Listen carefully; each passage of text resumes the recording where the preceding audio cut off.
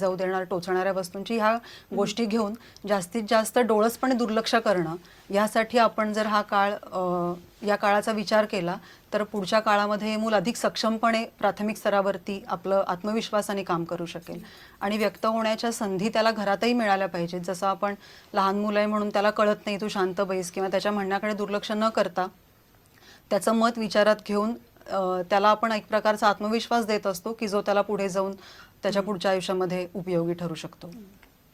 आदिती, मला तुम्हाला विचारायचं आहे की आत्ता भाषेच्या संदर्भात आपण जे बोललो की आत्ता एकूणच जो कल आहे पालकांचा तो इंग्रजी शिक्षणाकडे फार आहे, तर त्याच्यामध्ये इंग्रजी शिकणं आणि इंग्रजीतून शिकणं ह्या दोन गोष्टींची कुठेतरी गल्लत होते असं एक पालक म्हणून मला वाटतं. तर त्याच्या संदर्भात काही सांगाल का? म्हणजे इंग्रजी यायला हवी हे तर नक्कीच आहे, पण इंग्रजीतनं शिक्षण देणं हे कितपत योग्य आहे ज्या मुलाची मातृभाषा इंग्रजी नाही आहे त्या मुलासाठी? खरं तर आम्ही मातृभाषापेक्षा परिसर भाषा असा शब्द वापरतो की परिसरात जी भाषा असते ती त्या मुलाची मातृभाषा असते. त्यामुळे त्या भाषेमध्ये जर का मूल शिकेल तर त्याला त्या संकल्पना समजणं, एखादी नवीन गोष्ट समजून घेणं हे खूप सोपं जातं. कारण मला बऱ्याच अशी पालकांची आमच्या जेव्हा चर्चा होतात तेव्हा कळतं की घरात खूप छान बडबड करणारं मूल आहे, त्याला इंग्लिश मिडियममध्ये घातलंय तर ते शाळेमध्ये बोलतच नाहीये, कारण त्याला ती भाषा परकी आहे, त्याला त्याच्यामध्ये व्यक्त होताच येत नाहीये आणि त्या संकल्पना समजणं हा त्याच्यापेक्षाही पुढचा भाग आहे. त्यामुळे इंग्रजी भाषा यायला पाहिजे ह्याबद्दल आपल्या कोणातच दुमत नाही. आपण ती कशी यायला पाहिजे, आपण ती लिखाणापासून सुरू करतो आणि तिथे खरा तर प्रश्न निर्माण होतो. त्यामुळे जशी आपण आपली मराठी भाषा, गोमांतक भाषा जशी आपण शिकतो की ऐकत ऐकत मूल शिकतंय, बोलत बोलत मूल शिकतंय, तसंच इंग्रजी पण व्हायला पाहिजे ना. कानावरती पडली आहे, बोलायला सुरुवात केली आहे, हळूहळू त्या भाषेमध्ये थोडंसं प्रभुत्व यायला लागलंय, मग कालांतराने लेखन 3री 4थी नंतर सुरू झालंय. तर हे जास्त खरं तर फायदेशीर होतं मुलांच्या दृष्टीने. त्यामुळे इंग्रजी पण यायला लागते आणि त्याला जे शिकायचं आहे ते जे वय, आपण मेंदू बांधणीचं वय आहे खरं तर 8 वर्षापर्यंतच्या मुलाचं, आणि तेव्हा जर का आपण असं काहीतरी अघोरी उपाय करायला गेलो तर ते मेंदूला बाधक होतात, पूरक होत नाहीत. तर त्या दृष्टीने जर का विचार केला तर त्याला परिसर भाषेतून, मातृभाषेतून शिक्षण मिळालं पाहिजे आणि इंग्रजी भाषा ही त्याला त्याच्या बरोबरीने सहजगत्या आली पाहिजे. पण इंग्रजीतून शिक्षण म्हणजे इंग्रजी नाही, हे आपण नीट लक्षात ठेवलं पाहिजे. आज आपण आणखीन पण एक गंभीर गोष्ट आहे ही फार, म्हणजे हा विचार सहजपणे असा चर्चेत थोडा वेळ करावा असा नाहीये, खूप गांभीर्याने विचार करावा असा आहे. काय आहे, जेव्हा एखादं मराठी येणारं मूल, कोकणी येणारं मूल, घरी बोलणारं जेव्हा एकदम इंग्रजी माध्यमाच्या शाळेत घालता आणि तिथे काहीतरी इंग्रजीतनं शिकवलं जातं, तेव्हा पहिली गोष्ट घडते ती अशी की मुलाला आपल्याला येत नसलेल्या भाषेतून शिकावं लागतं. तुम्हाला आता स्पॅनिशमधनं शिकवलं किंवा आपण ही सगळी चर्चा फ्रेंचमध्ये केली आणि इथे लावली, काय होईल? कशाला ऐकतील लोक? म्हणजे न येणाऱ्या भाषेत शिकणं हा इतका अत्याचार आहे मुलावरती, त्याच्या मेंदूवर त्याचा घातक परिणाम होतो, त्याचा शिकण्याचा वेग मंदावतो, त्याच्या शिकण्याची आवड नाहीशी होते आणि मग पुढे अशाच रेटून रेटून रेटून 4-5 वर्षांनी, म्हणजे मूल 5वीत गेलं जेव्हा, तेव्हा त्याला इंग्रजी यायला लागतं, पण मागच्या 5 वर्षाच्या ज्ञानाची इमारत कच्चीच राहिलेली असते, विषय येतच नाही, विषयच येत नाही. मग पुढे झटापट होते, जरासं इंग्रजी यायला लागलंय त्याच्यातून मागच्यापासून पुढच्यापर्यंतचे विषय समजावून घेणं, थोडक्यात त्याचं शिक्षण पण विस्कळीत करतो. आणि जगात असं विस्कळीत नाही कोणी करत, आपली ती स्पेशालिटी आहे, आपलंच तो वेड आहे, आपलंच ती फॅशन आहे असं मला वाटतंय. त्यामुळे मी आता खरं तर अपेक्षित नसेल, परंतु जाता जाता मी सगळ्या पालकांना असा संदेश देऊ इच्छितोय की बाबा रे, न येणाऱ्या भाषेमध्ये मुलाला शिकायला पाठवू नका, मुलाला येणाऱ्या भाषेत शिकू दे, त्याचं ज्ञान वाढू दे आणि कुठली एक भाषा यायला लागली तर जगातली कुठलीही भाषा पुढे आत्मसात होऊ शकते. बरोबर, अगदी बरोबर. मग आता तुम्ही जो फॅड हा शब्द वापरलात, हे खरं तर 2 पातळ्यांनी माध्यमाचा विचार होऊ शकतो की ज्या मुलाला आपण त्या शाळेत घालतो तर त्याचं मत कुठेच विचारात घेतलं नाहीये किंवा त्याला तो ऑप्शन दिला नाहीये आपण की तुला कुठल्या भाषेतून शिकायला आवडेल, त्याला हे कंपल्सरी आपण लादतो आहोत त्याच्यावर की या भाषेतून शिक.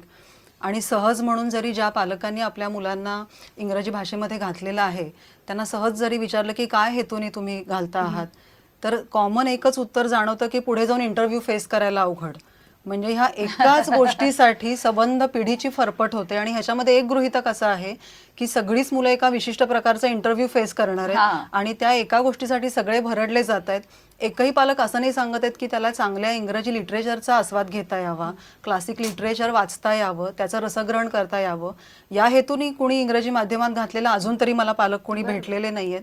सरसकट सगळे सांगतात की मोठेपणी इंटरव्ह्यूला फेस करायला कठीण जातं आणि त्या एका कुठल्या तरी इंटरव्ह्यूसाठी सबंध पिढ्याच्या पिढ्या अगदी, अगदी. त्या माध्यमामध्ये भरकटल्या जात आहेत. बरोबर. सरांनी आपल्या एका लेक्चरमध्ये असं म्हटलं होतं की शिक्षक देतो ती माहिती असते, ती त्यांनी कुणाकडून तरी ज्ञान जमवलेलं असतं, ज्ञान म्हणण्यापेक्षा माहिती जमवलेली असते आणि तो ती वर्गात देतो आणि मुलं त्याचं इंटरनलाइज करून घेऊन त्याचं ज्ञानामध्ये रूपांतर करतात. म्हणजे ही जी इन्फॉर्मेशन कडून म्हणजे माहितीकडून ज्ञानाकडे जाणारी जी प्रोसेस आहे त्याला शिक्षण म्हणतात, म्हणजे खऱ्या अर्थाने म्हणायचं असेल तर. त्याच्याबद्दल म्हणजे नेमकी ही प्रक्रिया कशी होते तर त्याच्याबद्दल थोडं सांगाल का? काय आहे, ही समजावून घ्यायला सोपी आहे पण समजावून घेतली पाहिजे समाजाने असं मला वाटतंय. गोष्ट साधी सरळ आहे. आपली जी पंचेंद्रिय आहेत या पंचेंद्रियांनी आपण बाहेरची माहिती आत घेत असतो.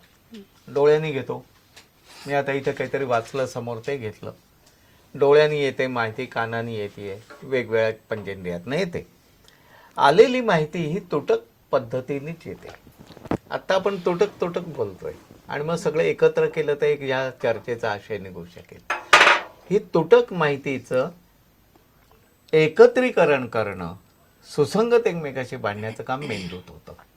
त्यामुळे मेंदूत ही माहिती तुटकपणे गेली की प्रत्येक उदाहरणार्थ डोळ्यातनं आलेली माहितीचं इंटिग्रेशनचं केंद्र इकडे आहे, त्याच्यात ती माहिती एकत्र येते. ही पायरी नंबर 2.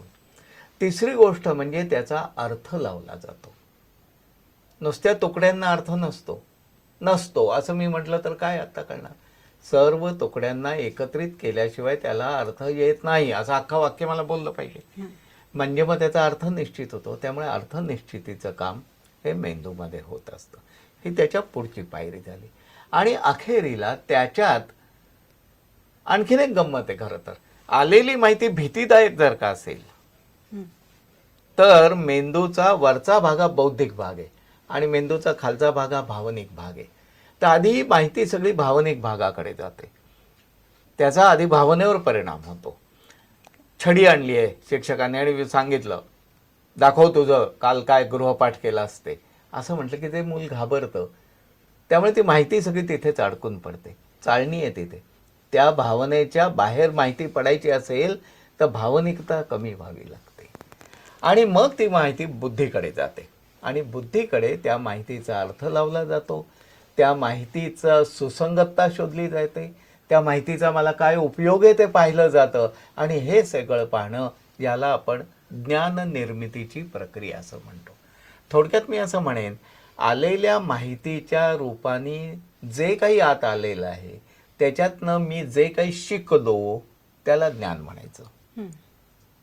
लक्षात आलं, मी जे त्यातनं शिकलो त्याला ज्ञान म्हणायचं. त्यामुळे शिकण्याची प्रक्रिया म्हणजेच ज्ञान निर्मितीची प्रक्रिया असते. बरोबर. आणि ही प्रक्रिया जर का व्हायला हवी असेल तर मेंदूमध्ये शिरणारी माहिती ही विविध पद्धतीनं कशी येईल, मुलाला आवडेल अशा पद्धतीने कशी येईल आणि ह्या आमच्या संबंध अधिवेशनाचा जो विषय होता आनंदी पद्धतीने कशी येईल. जेवढी येईल तेवढी मुलंची ती माहिती थेट बुद्धिमत्तेत जाते आणि अखेरीस मेंदूमधल्या अशा एका अवयवाकडे जाते की जिथे ती कायमस्वरूपी लक्षात ठेवली जाते. ही सगळी ज्ञानाची प्रक्रिया. त्यामुळे व्याख्या फार सोपी आहे. माहितीचं रूपांतर ज्ञानात करणं याचा अर्थ माहितीचा आशय आपण शिकणं. असं शोधलं आपण तर जे काही आपल्याला कळतं, उदाहरणार्थ बाहेर फार ऊन आहे असं जर का मला तुम्ही माहिती दिलीत तर माझ्या मनात लगेच येतं मग मी काय करू, छत्री घेऊन जाऊ. म्हणजे मी काय केलं, अर्थ काढला त्याचा की ह्या उन्हाचा मला त्रास होईल आणि कृती केली की मी एक छत्री घेऊन आता जाईन म्हणजे मला उन्हाचा त्रास होईल. हे ज्ञान आहे. अशा तऱ्हेनं संबंध याचं खूप मोठं शास्त्र आहे.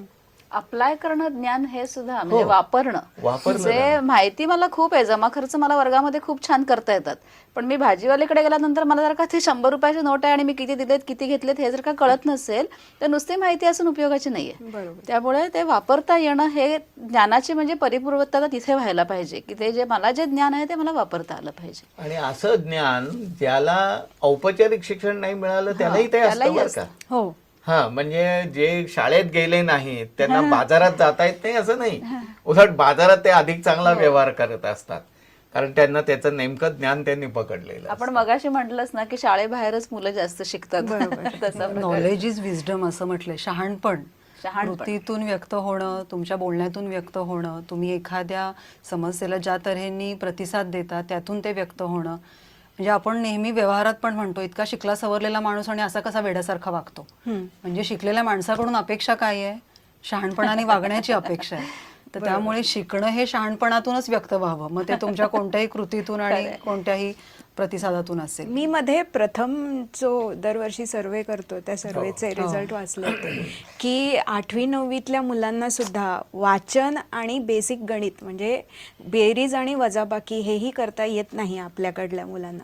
आणि त्याच संदर्भात मी असंही वाचलं होतं की 1ली ते 4थीपर्यंत मुलाला फक्त भाषा आणि गणित हे 2च विषय शिकवले तरी बस आहे. मग बाकीचे सगळं इतिहास किंवा विज्ञान किंवा बाकीच्या सगळ्या ज्या गोष्टी आहेत भूगोल वगैरे त्या तुम्ही 5वीपासून पुढे शिकू शकता. म्हणजे एकदम 3रीतल्या मुलाला गोव्याचा नकाशा ओळखायला आलाच पाहिजे असं नाही आहे, पण त्याला गणित बेरीज वजाबाकी एवढी करता आली तरी बस आहे.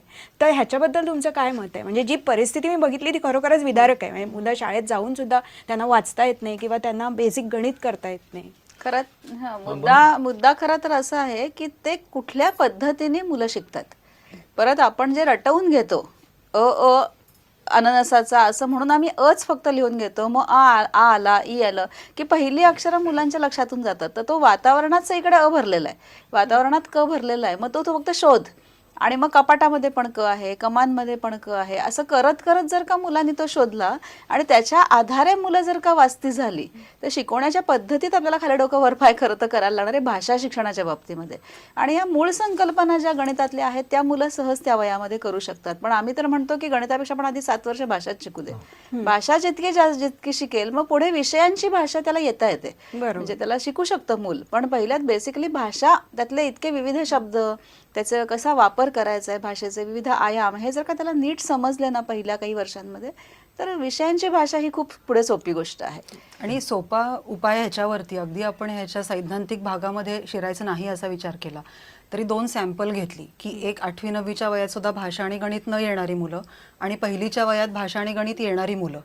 आणि ह्या 2 सॅम्पलमध्ये ज्या तऱ्हेने ती शिकली आहेत ह्या 2 प्रक्रियांचा अभ्यास केला तरी आपल्याला उत्तर आपोआपच मिळेल की ह्या प्रकारच्या प्रक्रियेमुळे ते शिकली आहेत आणि ह्या प्रकारे ते शिकले त्यामुळे नाही आलेलं. हे छोटंसं आपण अभ्यासाचा भाग म्हणून जरी घेतला तरी ह्याच्यातून आपल्याला त्याचं उत्तर मिळू शकतं. आपण जे शिकतो किंवा जीवनात वापरतो ती फक्त भाषा खरी वापरतो. बरोबर.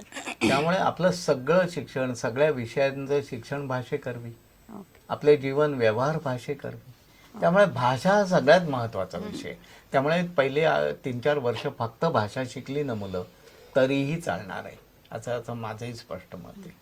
आपण आजच्या चर्चेत असं बघितलं की भाषा हा विषय मुलाला जर पक्का यायला लागला की त्या बेसिसवरती मूल पुढचं शिक्षण अत्यंत सहजपणे आत्मसात करू शकतं.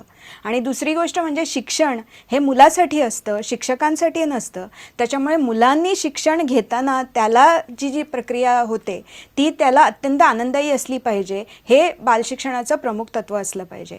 आज इथे आल्याबद्दल प्राध्यापक पानसे, वर्षाताई आणि आदितीताई यांचे मनापासून आभार. आणि मी आशा करते की महाराष्ट्र बाल परिषद आणि गोवा बाल परिषद ह्यांचं कार्य हे याच्यापुढेही असंच जोमाने चालू राहील. आणि गोवा हे राज्य ह्यासाठी एक अत्यंत चांगलं राज्य आहे. म्हणजे इथे शाळा इतक्या चांगल्या आहेत आणि इथे एकूणच शिक्षणाची जी परिस्थिती आहे ती तशी बऱ्यापैकी चांगली आहे. म्हणजे हे सगळे जे प्रयोग आपण इथे करू शकतो आणि हेच प्रयोग मग इथे यशस्वी झाले तर देशभरात याची तामिली होऊ शकते असं मला वाटतं. इथे आल्याबद्दल सगळ्यांचे मनपूर्वक आभार. पाहत रहा प्रुडेंट.